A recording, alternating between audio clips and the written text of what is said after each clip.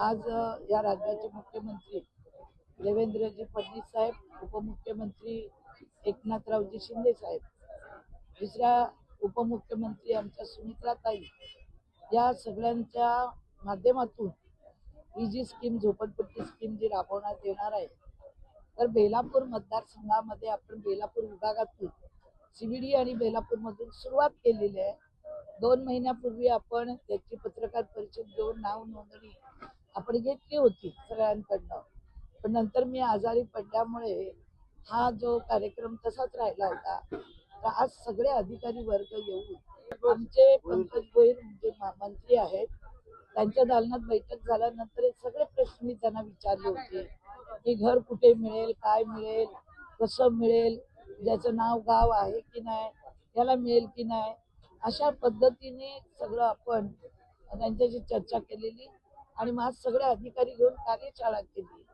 आपण बघतो एकीकडे विरोध चालू आहे, तर आपला बेलापूरला लोकांचा उत्साह चालू आहे आणि स्वप्नातलं घर गेली 25 वर्ष हे लोक घरासाठी तडफडतात आहेत. तर त्यांचं स्वप्न पूर्ण व्हावं म्हणून आज आपण ही कार्यशाळा घेतलेली आहे. आता प्रत्येकाने सोसायट्या बनवून त्या सोसायट्या द्यायच्या, विकासक त्यांनीच नेमायचा, कारण त्यांनीच त्यांचा विकासक नेमायचा आणि जो विकासक नेमेल त्याला 5 माळे, बाकीचे सगळे माळे या लोकांना मिळेल. आणि जी रस्त्यात घरं आहेत ती घरं आपण त्याच्यात बसवली जातील, त्यामुळे रस्ते मोठे होतील झोपडपट्टीमधले आणि पुनर्वसन होताना त्यांना अतिशय चांगल्या पद्धतीने 300 चौरस फुटाचं घर मिळेल आणि सगळे लोक तर खुश येतात, त्यांच्याशी तुम्ही बोलावं वाटतं. माझं स्वप्न आहे की यांना घर द्यावं.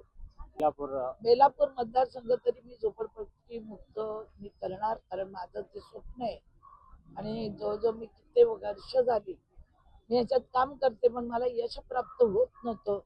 प्रत्येक वेळी राजकारण आडवं येत होतं. म्हणून आज सर्व पक्षीय, सर्व नगरसेवक सगळ्यांना बोलून सांगितलं की सगळ्यांनी तुम्हीच करायचं आहे, तुम्हाला पुढे जायचं आहे लोकांमध्ये.